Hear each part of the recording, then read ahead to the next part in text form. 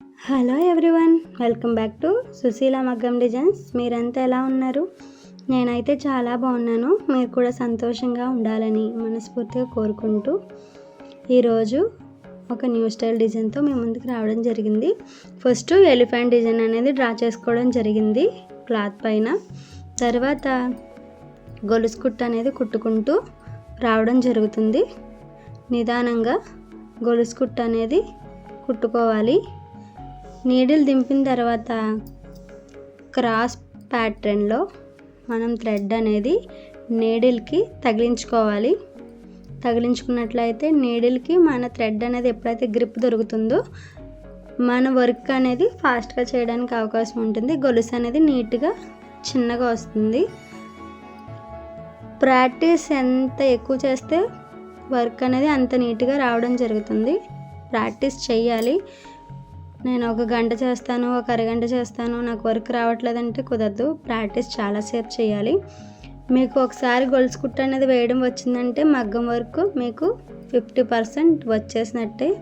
మగ్గం వర్క్లో ప్రతి ఒక్క మోడల్ అనేది, స్టిచ్చింగ్ మోడల్ అనేది మీకు గొలుసు కుట్టు మీదే డిపెండ్ అయి ఉంటుంది. లాంగ్ అండ్ షార్ట్ అయినా ఏ వర్క్ అయినా సరే మీకు గొలుసు కుట్టు మీద డిపెండ్ అయి ఉంటుంది.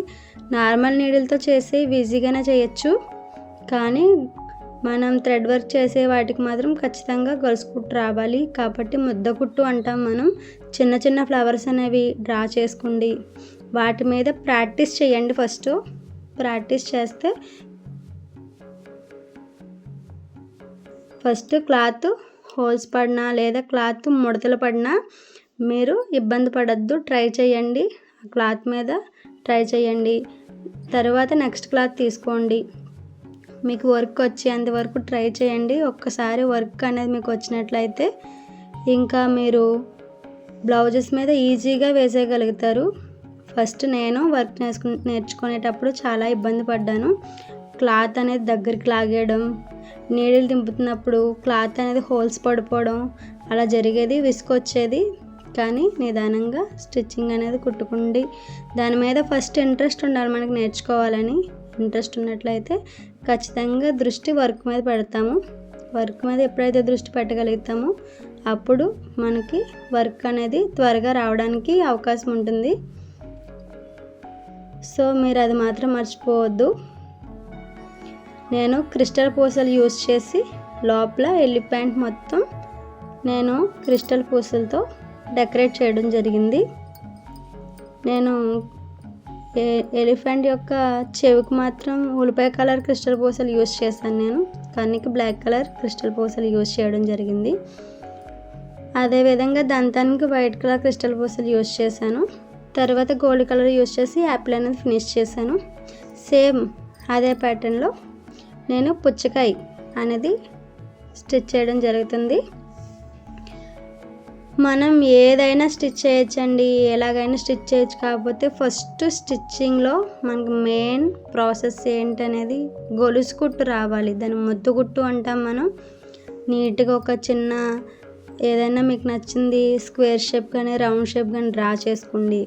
దాని మీద దగ్గరగా స్టిచ్ అనేది చేసుకోవడం అలవాటు చేసుకోండి. దగ్గరగా గ్యాప్స్ లేకుండా స్టిచ్ చేయండి. అలా దగ్గర గ్యాప్స్ లేకుండా స్టిచ్ చేసినప్పుడు క్లాత్ అనేది ఎప్పుడైతే హోల్స్ పడకుండా ఉంటుందో మీకు వర్క్ అనేది ఆల్మోస్ట్ వచ్చేసినట్టే.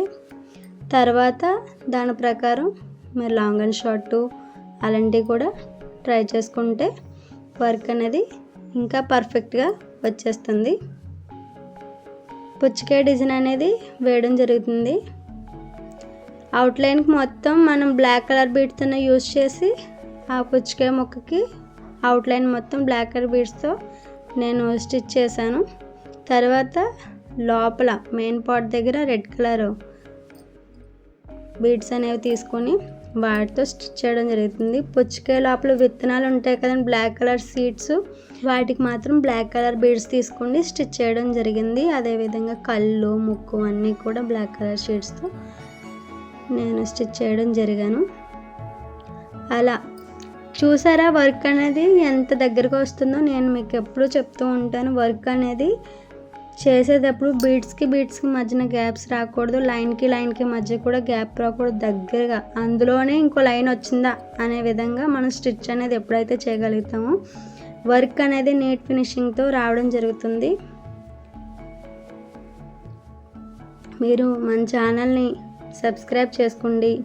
అదేవిధంగా మీకు తెలిసిన వాళ్ళకి మన రీల్ అనేది షేర్ చేసి మీరు మనకి సపోర్ట్ చేసినట్లయితే ఇంకా ఇలాంటి మంచి వీడియోలు ఎన్నో పోస్ట్ చేసి నేను మంచి టాపిక్తో మీ ముందుకు వచ్చి మీకు ఇంకా మంచి డిజైన్స్ అనేవి చేసి చూపించడానికి అవకాశం ఉంటుంది.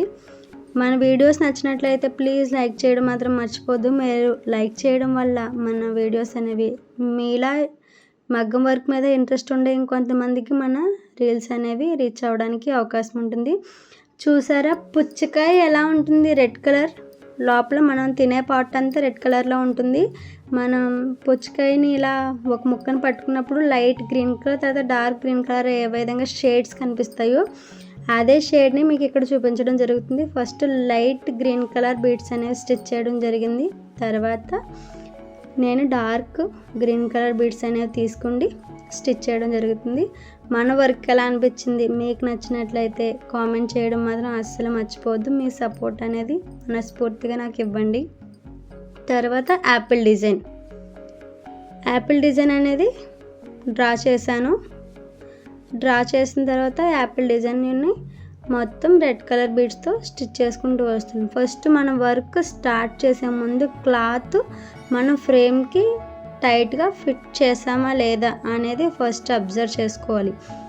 టైట్గా క్లాత్ ఫిట్ చేయరు, వర్క్ స్టార్ట్ చేసేస్తారు. వర్క్ స్టార్ట్ చేసేటప్పుడు ఏమవుతుంది, ఆ క్లాత్ అనేది దగ్గరగా ముడుచుకోవడం, అంటే మీరు ముద్దు కుట్ట అనేది దగ్గరగా ఉంటుంది కదండి. దగ్గరగా ఉండడం వల్ల కొంచెం లోపల ఫిల్లింగ్ అయ్యేటప్పటికి క్లాత్ అనేది దగ్గరగా ముడిచిపోతూ ఉంటుంది. ఇప్పుడు నేను ఇక్కడ యాపిల్ కుట్టారు చూస్తున్నారు, అదేవిధంగా ముందు ఎలిఫెంట్ కుట్టాను, దానికి ముందు పుచ్చకాయ కుట్టాను. ఏదైనా సరే కుట్టినప్పుడు మీ క్లాత్ అనేది మధ్యలో దగ్గరికి రావడం జరిగిందా లేదు. కాబట్టి మీరు కుట్టేటప్పుడు ఫస్ట్ ఫ్రేమ్కి క్లాత్ అనేది టైట్గా ఫిట్ చేసుకోండి. టైట్గా ఫిట్ చేసుకోవడం వల్ల వర్క్ అనేది నీట్గా రావడానికి అవకాశం ఉంటుంది. వర్క్ చేసేటప్పుడు పేషెన్సీగా నేర్చుకోవాలనే కుతూహలంతో నేర్చుకోవడం వల్ల వర్క్ త్వరగా రావడానికి ఉంటుంది. ఒక అరగంట పావుగంట కూర్చున్నప్పటికి నడుము లాగేస్తుంది అని లేకపోతే వర్క్ ఎలా వస్తుంది, రాదు కదా. చూసారా రెడ్ కలర్ బీడ్స్ మొత్తం యూస్ చేసి నేను యాపిల్ అనేది స్టిచ్ చేయడం జరిగింది.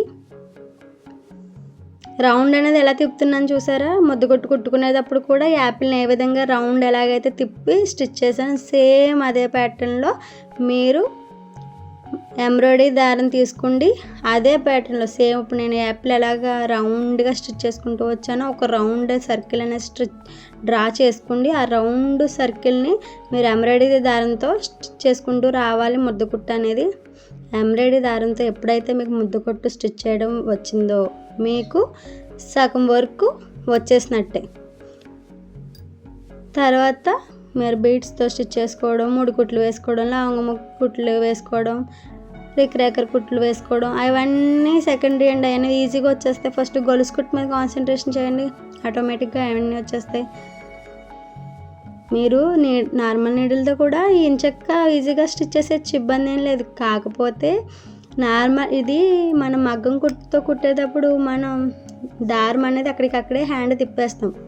మనకి బ్యాక్ పెయిన్ రావచ్చేమో కానీ చెయ్యి అంత మాటలు పైకి లేపన అవసరం లేదు. అదే నార్మల్ నీడిల్తో అయితే మనం చేతి కుట్లు వేసే వరకు తెలుస్తుంది, మెషిన్ స్టిచ్ చేసే వరకు.